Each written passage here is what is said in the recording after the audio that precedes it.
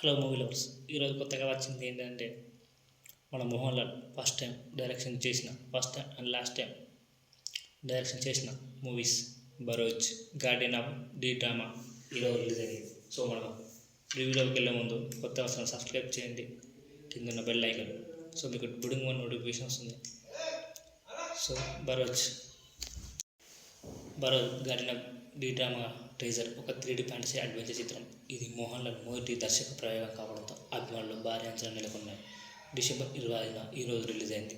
ఈ చిత్రం మిశ్రమ స్పందన అందుకుంటుంది. సో స్టోరీలోకి వెళ్తే షార్ట్గా కథ 1663 నాటి నేపథ్యంలో సాగుతుంది. సో డి గామా కుటుంబానికి చెందిన నిధులు 400 ఏళ్ళ పైగా రక్షిస్తున్న బరోజ్ మోహన్ లాల్ పాత్ర చుట్టూ కథ తిరుగుతుంది. ఈ నిధిని నిజమైన వారసులకి అందించడమే భరత్ బాధ్యత.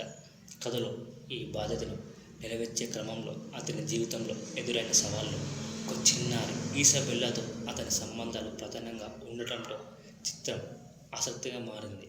సో ఈ స్టోరీ ఇక్కడితో నడుస్తుంది, ఎందుకంటే మన మోహన్ లాల్ ఒక బాధ్యత కోసం ఒక బంగారాన్ని నిజమైన వారసుని కాపాడడానికి చూస్తాడు కాబట్టి.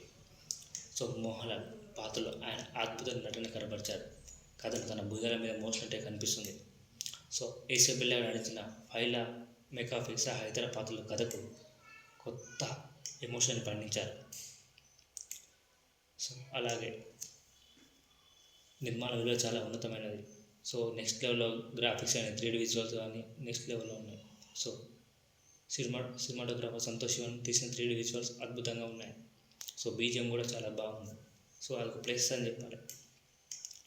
సో పిల్లలకు మరియు ప్రేక్షకులు నచ్చే సినిమా ఇది. సో మోహన్ లాల్ నటన, అద్భుతమైన విజువల్స్. సో నెగిటివ్ వచ్చేసి స్క్రీన్ ప్లే నెమ్మదిగా సాగి ప్రేక్షకులు కొంత, ఎందుకంటే రన్ టైం 3 hours పైన ఉంది, అందుకే కొంచెం ఓపిక పట్టాలి. సో కథ సాధారణంగా ఉండడంతో ఆకర్షణ తగ్గింది. సో మొత్తానికి బరోజ్ అనేది ఒక సాంకేతిక అద్భుతం. ఇది ఫ్యాంటసీ మరియు విజువల్ ఎఫెక్ట్స్ను ఆస్వాదించే వారికి మంచి అనుభవాన్ని అందిస్తుంది. కానీ కథ బలం ఉన్న సినిమాలను ఇష్టపడే వారికి ఇది కొంత నిరాశ కలిగించవచ్చు, ఎందుకంటే first time Mohan Lal direction కాబట్టి.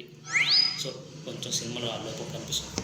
సో తప్పకుండా విజువల్ చిన్నపిల్లల కోసం ఫ్యామిలీతో చూడాలంటే ఈ సినిమా మీకు నచ్చుతుంది. సో థియేటర్కి వెళ్ళి చూడండి. కొత్త వచ్చిన సబ్స్క్రైబ్ చేయండి.